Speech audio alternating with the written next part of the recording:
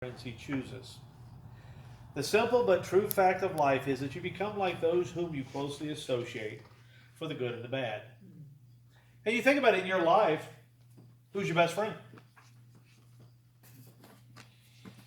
I was told when I was in grade school, and ironically, one of the few things from grade schools I really remember, I know I was there, and probably remember this fact, and that's probably about it for grade school. That kind of sums it up. It says if you can count your best friends on one hand and have no fingers left over, you're truly a blessed person. And you think about that when you really begin to drill down who your real close, true friends are. If you have 5 of them, that's pretty phenomenal. Jeff Foxworthy put it this way, talking about a best friend. He said, well, your best friend's the guy you call at 3:30 in the morning, come bail you out. He says, no, your best friend would be there in jail with you if he was truly your best friend. So who are your best friends? Who are the people you associate with?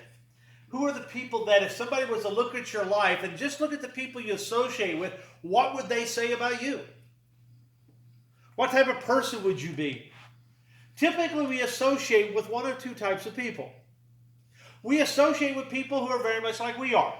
It reinforces our opinions. It reinforces what we think. It reinforces the lifestyle we have. And we'll associate with those people that makes us feel more comfortable about what we're already doing. Or we'll choose to associate with people who are doing things we want to do, but not really strong enough to do by ourselves. I tell you right now, prisons are full of people who are associated with the wrong people just because it was a little more exciting. You know, we were all kids. We all probably heard the same thing. Well, if all your friends were going to jump off a cliff, would you? Well, of course. That's what we do. And you think of all the things we do in life, most of the time we did it because we were with somebody else and somebody said, let's do it. And that's why we did it. But when you look at the life of Christ and you look at the people that he associated with, none of those people changed him. But he changed every person he met. Good or bad, they changed. You think about when he encountered people. We talked about the little girl raised. How did it impact the parents? Those parents had to be believers afterwards. There's no other way around it. Your daughter cannot be dead and all of a sudden raised from dead. And you not step back and think, wait a minute, this guy's different. You think about the centurion who says, hey, you don't even need to come to my house because you have great power. You know, I command men, but I know that you don't even have to come there. You just say it and it will be done. And on the list of people.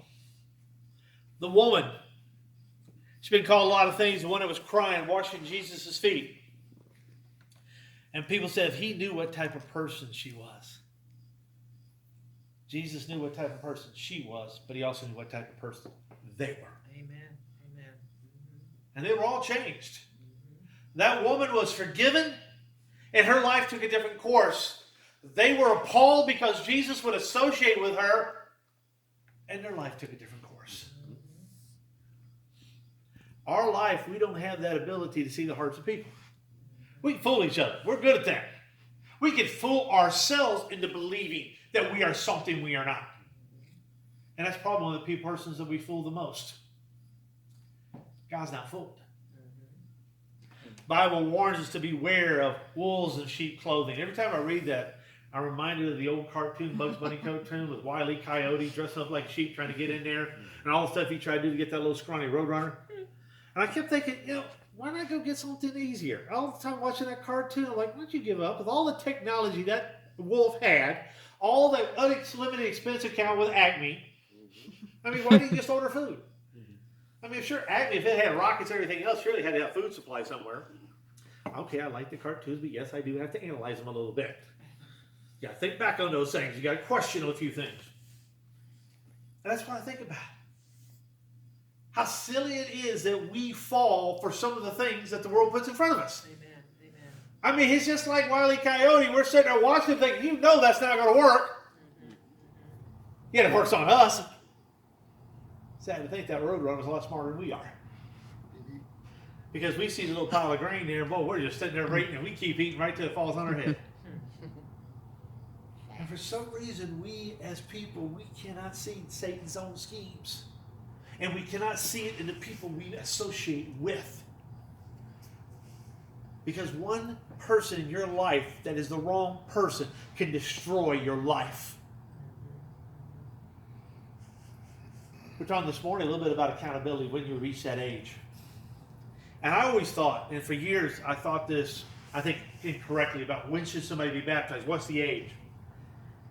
And it's probably only been the last couple of years I began to really think about that differently.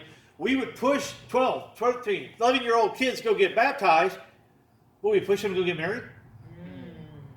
I mean, which is a bigger decision? And there's a lot of kids who are no longer part of the church because they were pushed into a decision they were not prepared to make for the wrong reason. All of a sudden, when they got to the point they could make that decision, they were angered that they were forced to choose something. And forcing an 11-year-old to be baptized is no different than sprinkling their heaven to a baby.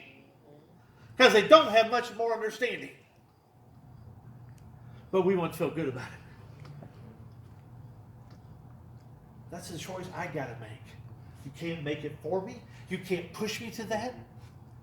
If I'm not making it for myself and for the right reasons, I'm just getting wet. Amen. I got to choose my life more carefully.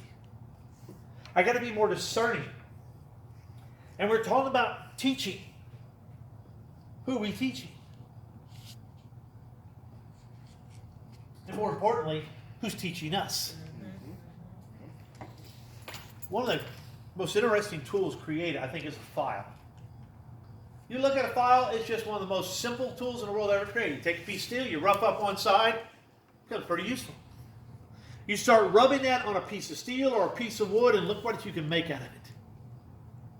You can take a block of stone and turn it into a beautiful statue. Or you can destroy it. The people we associate within our life is like that file. They can help turn us into something beautiful, or they can destroy us. So who's sculpting your life? Well, Jim, I'm a Christian. Those things don't bother me. Yeah, it does. I don't care how strong your faith are, association with the wrong people, having your best people, those people closest to you, will destroy that faith. That's why the Bible says, do not be yoked with unbelievers. That's right. That's right. We make two great choices in our life. What we do with God and who we marry. And both of those have lifelong and eternal consequences. Because who you marry can affect your salvation just as much as it affects your life here. And those are decisions we should make cautiously. But also the people we associate with more clearly. When Christ talks about if your hand afflicts thee, cut it off. If your eye afflicts thee, pluck it out. He was not speaking just in hyperbole. To be a child of God, I have to make tough decisions. I got to make tough choices.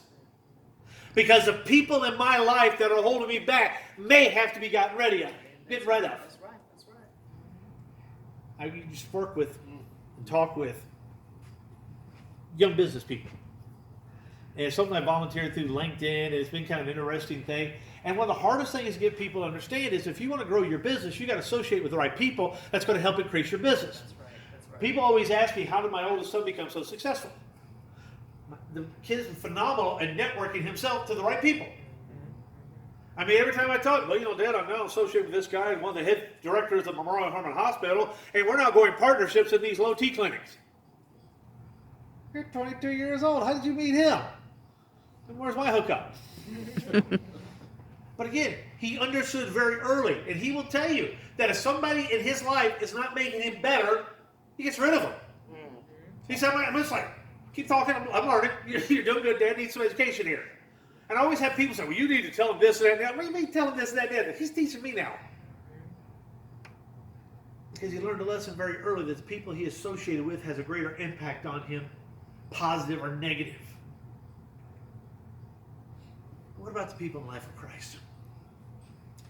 We're going to be looking in Luke chapter 23.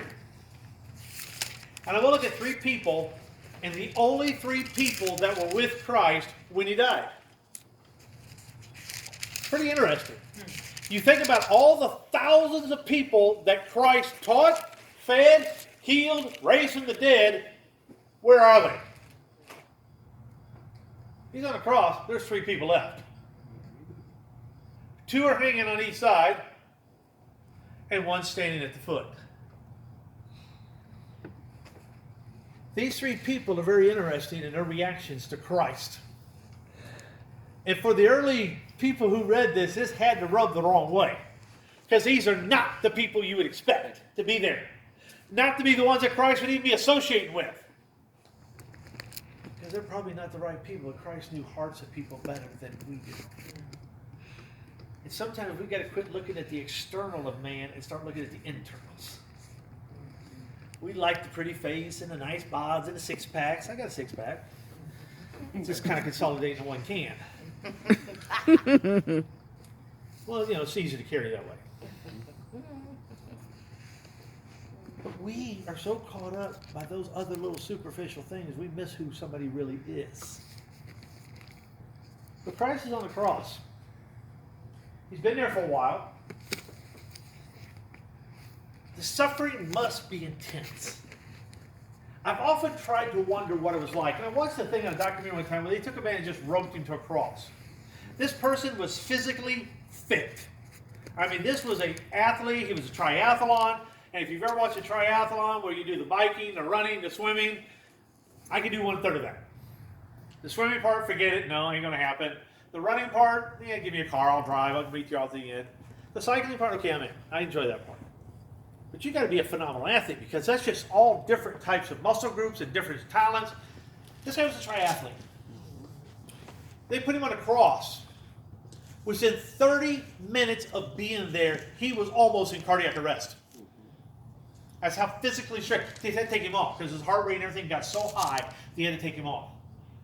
Christ was there 6 hours. And in light of the fact that his back probably looked more like hamburger meat than a back. He's hanging there. And the first person we encountered, one of the criminals who hung there, hurled insults at him. You see, sometimes the people we associate with are just going to make fun of us. And they don't even realize they're dead. They're in sin, they're dying, and they will make fun of you because you're alive. Here's a man hanging on a cross, minutes away from hell, making fun of Christ. And I've always read that as I've never quite understood it. How are you making fun of him when you're hanging there yourself? Oh, your nails are bigger than mine. What are you going to say? But he's hurling insults being like everybody else because guess what? How many things have we done just to be like everybody else? The way we walk, the way we talk, the way we dress, just so we can look like the world. And you look at how Christians dress today versus 20 years ago. Has it changed? Has our standard of morality changed? Has it changed for the better? But sometimes we are so afraid of the words. I had a conversation with somebody yesterday at work. And you have to understand, I have about 65 employees, of which I'm one of the oldest people there. Yeah, it's kind of a fun thing. Finding out, Brady, as I get older in life, more and more people are just younger than me. There's something wrong with that. I got one employee that's older than me, and he's probably the most safe guy there from ever being fired by me. And he always asks why. I said, because you're the one person older than me. At least I'm not the oldest guy here. He saves you. And we were talking about words. And he's about 20 years younger than me, and he was talking about words and stuff that we said when I was young. He goes, well, I don't know why that didn't bother you. And I said, because we understood words are just words. I said, what you call me has no power unless I give it that power. That's right. That's right. That's right. Because it's just phrases. That's it. When I was a kid, we were talking about sticks and stones may break my bones, but words will never hurt me. How do words infect me? Because the only way those words can hurt me is that if I accept the fact that there's some truth in it. Well, you don't know what I've been called. Does it matter? Because as long as I can look in the mirror and see God in me, what the world thinks of me really doesn't matter. Christ is not bothered by the insult because he knows who he is.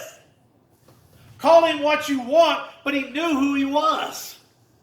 The problem with words in our lives is we don't even know who we are. They said, I'm too fat. And what's your spirit look like? Amen. Well, I'm too skinny. What's your soul look like? Well, my skin's too dark. My skin's too light. My hair's red. My hair's white. My hair's this. It's that. What difference does it make? It's all going to die in the ground and turn to dust. That's it. That's it. What does your soul look like to God is what matters. Amen. Amen. When we begin to focus more on what God thinks about me and less on what the world thinks about me, what they say will have no power. That's right. That's right. And I hear it over and over again. Well, you don't know what they said. I don't care what they said. The only thing I want to hear is, well done, my good and faithful servant. Amen. Amen. Say what you want, do what you want, I go home. Amen.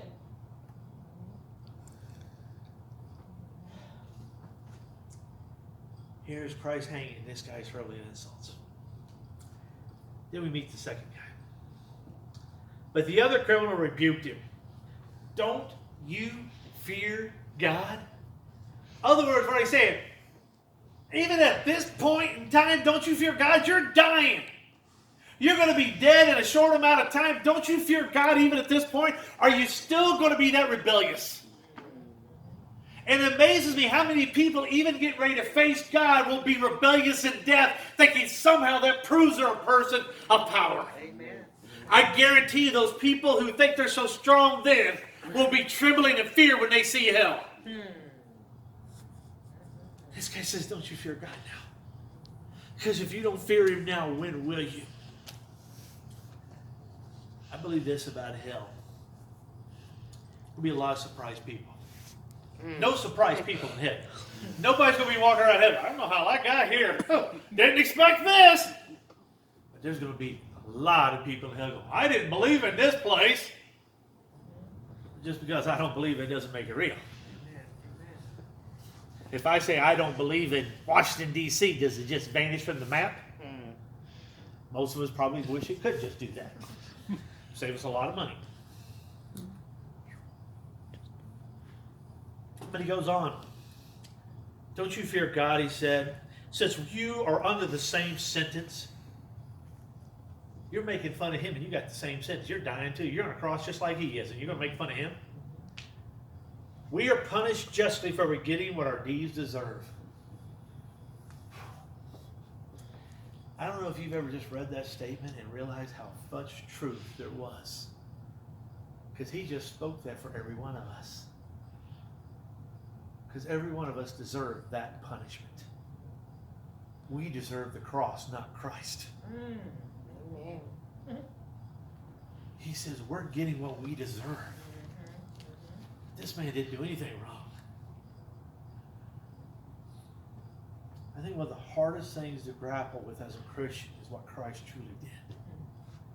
And we're talking about teaching. I think that's why we don't have to worry about giving increases.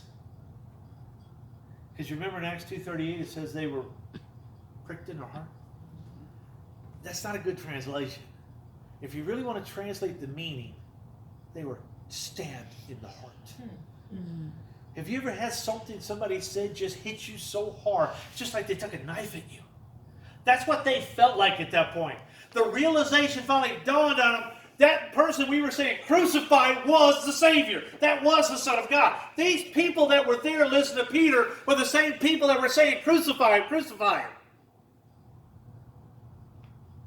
And guys, if we were there, we'd been saying the same thing. He says we're getting what we deserve. How blessed are we not to get what we deserve? Amen. Amen. I was driving home the other night from work, and it was late, tired, going down 45, and I was slightly past the mandated speed limit. I was under the speed limit for the Autobahn in Germany, so at least I was obeying the speed limit somewhere. And I'm going along, all of a sudden there's lights behind me, and I'm like, oh great. I'm tired, it's been a tough day, and this is going to be the end of my day. So I slow down, here he's coming, and he flies right by me. And I thought, that's grace. I didn't get what I deserved. I deserved the ticket, deserved to be pulled over, deserved to pay the fine because I was breaking the law. But you see, Christ took the ticket for me. Amen. Amen.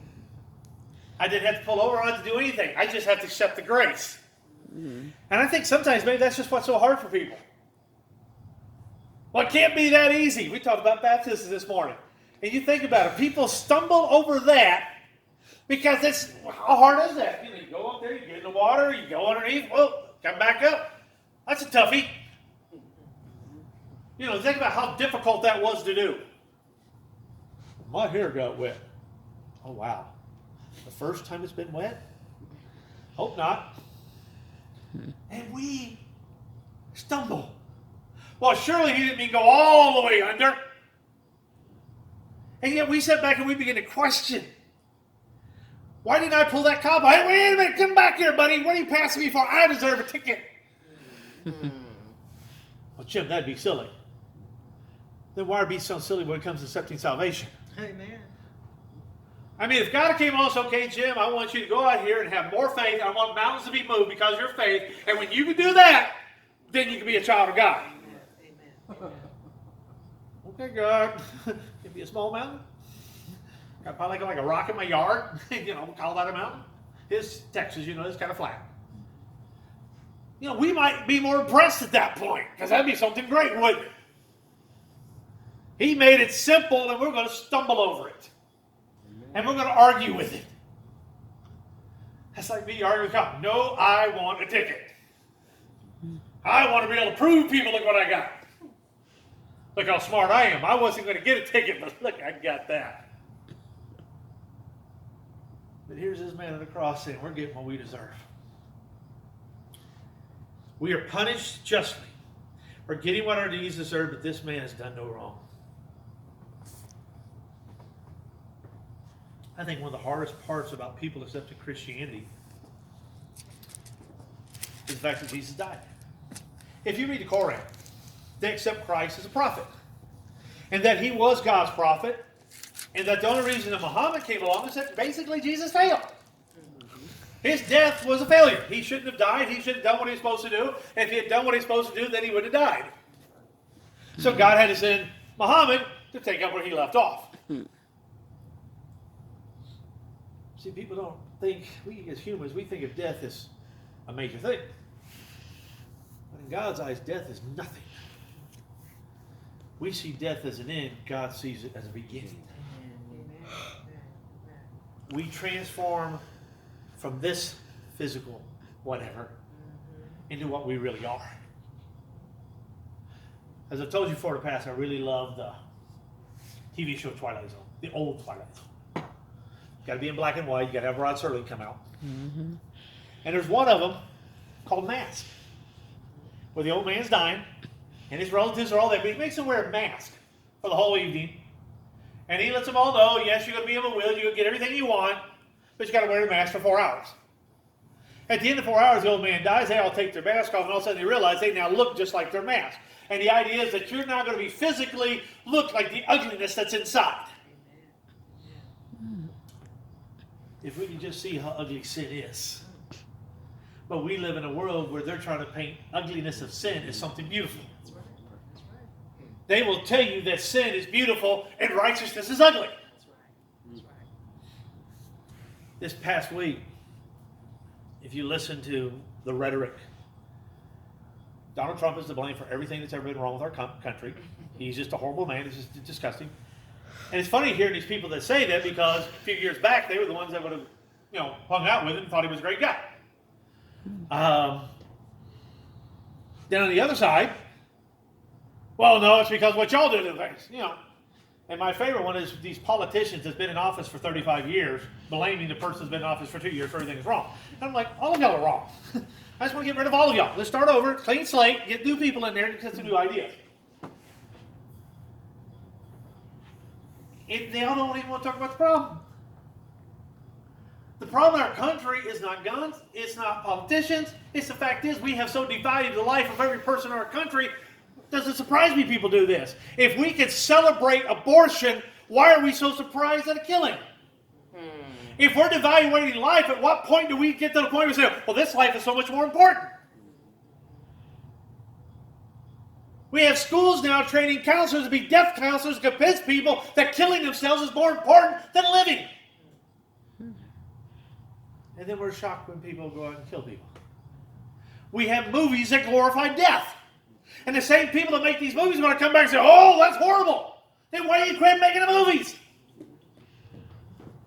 There's a movie that's supposed to be coming out. They finally decided not to release it. Where shows people who are basically politically liberal killing people who are politically conservative. Called The Hunt. And they want to sit back and blame conservatives because people are killing people. I was like, wait a minute. You just made a movie glorifying it. How stupid have we become as a country? Amen. Yet we sit back and listen to all this because we think the world has an answer, and the only answer is going to be God. And as soon as we get God back in our country, we'll stop all this. And I'm so tired of Christians sitting back taking a political side and not taking God's side. We're getting what we deserve because of what we allow. People who did what they did, they're the blame, the evilness that's in them, and the evilness that we allow to exist. How can we celebrate the killing of babies and bragging about it? 600 a day are killed in our country, and nobody is bothered. In some places, they celebrate it as a right. 20 people get killed in the store. Oh, that's just horrible. We got to blame somebody. Well, that's the numbers, Jim. That's 600 is a lot bigger than me. And that's every day. We're getting what we deserve.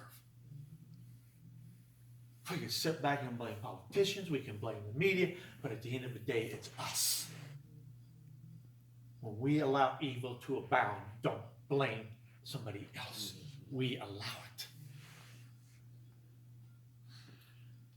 He goes on.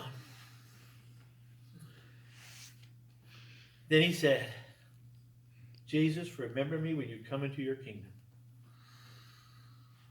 I think it's probably the most beautiful verse of Scripture there is. And ironically, if you think about it, of all the people who knew Jesus, this is the one who knew who he was. Because you think about it. What did Peter think the kingdom was going to be? Earthly kingdom, new Jewish, boy, we got to have it. I'm going to start it off right here, and I'm going to be Secretary of Defense. You knew that's the job he wanted. Judas wanted Secretary of Treasury. It didn't work out well for him. And all of them had their, positions. James and John wanted to be vice president, co-vice presidents. I don't know if they had vice president. I guess it'd be vice kings or whatever you want to call it. And they were all mistaken. That was not the kingdom. But here's a man dying on a cross who understood the nature of Christ. If you want to understand the nature of Christ, you're going to have to die first. You're going to kill the self and let Jesus take over. Because as long as you're holding on to that one master self, you will never inherit the kingdom of God. Because I can't do what I want to do and be part of God's kingdom. Why are we supposed to be baptized? Because God said it. Well, I don't like that. Okay, then don't accept grace. That's your choice. Amen. Do you like hell? Well, no. Which you like better, getting wet or getting in hell? I mean, that's a pretty choice. Well, Jim, you're preaching hellfire and brimstone. I'm not. I'm preaching choices. Choices. I mean, I can choose to obey God. Whatever God says, I just got to do it.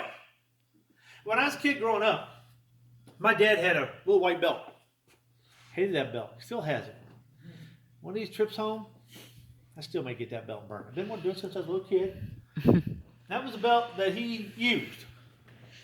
It was a good belt for that dude because, got that narrow, good wind velocity with it, not a lot of friction going through the air.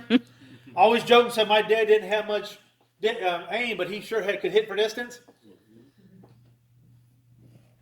I knew the consequences of behavior. It was never in doubt. You broke a rule, here's the consequence. I talk a lot about my 16-year-old son, and I do love him dearly. And got a couple more years to endure the silliness of the teenage years. And he's struggling with that concept of consequences of behavior. And when I punish you, I don't believe you did that to me. No, you did it to yourself. No, it was your choice. No, you knew the rules. You broke the rule. Here's the consequence. I said, when you leave my house and you break rules, you won't be able to come back and say, Dad, you didn't teach me this. Because at least you will have learned it. Blame yourself, but don't blame me. See, a lot of times people want to come to God and do it their way. And they want it to have it their way, and not only their way, and they want to be say, God, I'll come to you, but it's going to be this according to this way. See, if I'm going to come to God, it's going to be dying first. And then God can say, I can come in. And whatever he says do, I just got to do it. It's not a matter of me liking it or not. God didn't say you had to like all the stuff we have to do. There's some things being a Christian we may not like. We just do it. Because I'm going to like what I'm going to get in return. Amen. I don't think Jesus was going, yay, I got a cross coming. But he did say, let your will be done. As a Christian, sometimes there's things that are hard. That's why he said the way is narrow. That's right. Path is rough. We just got to do it. That's right. That's right. But you know what? We find out as we do it, it gets easier, don't it? When I first started cycling, I got a mental block at certain points. Because you find out the body goes further than the mind will. My mind can quit after like a mile. And I was riding with a guy named Bill Brown. Bill Brown, when he gets on a bicycle, is just a fanatic. This guy rides up and down the Rockies. Now he's out. He's got him a house out in Big Bend. Shows me pictures of the mountains he's riding there, and I'm like, you are insane.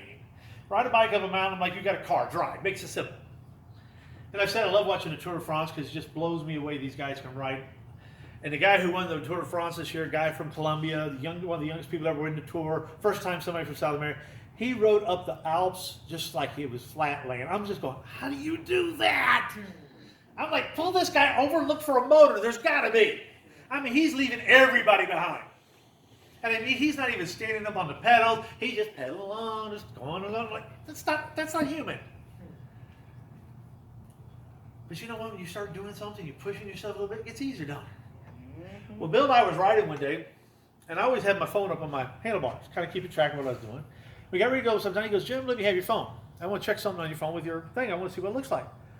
Bill's gone with my phone. Well, I take off after him. And I thought I want to catch him. Bill rode with my pace, just kind of humor me. And we finally get to a point, we stop, and he looked at me and goes, okay, we're 25 miles from the house, here's your phone, go, I'll see you later. Took off again. I got two choices. Sit there, call somebody to come get me, which I don't think would happen, they'd probably just laugh at me, or ride back home. Because I kept saying, I can't do 50 miles. I did 50 miles. I wanted to go home.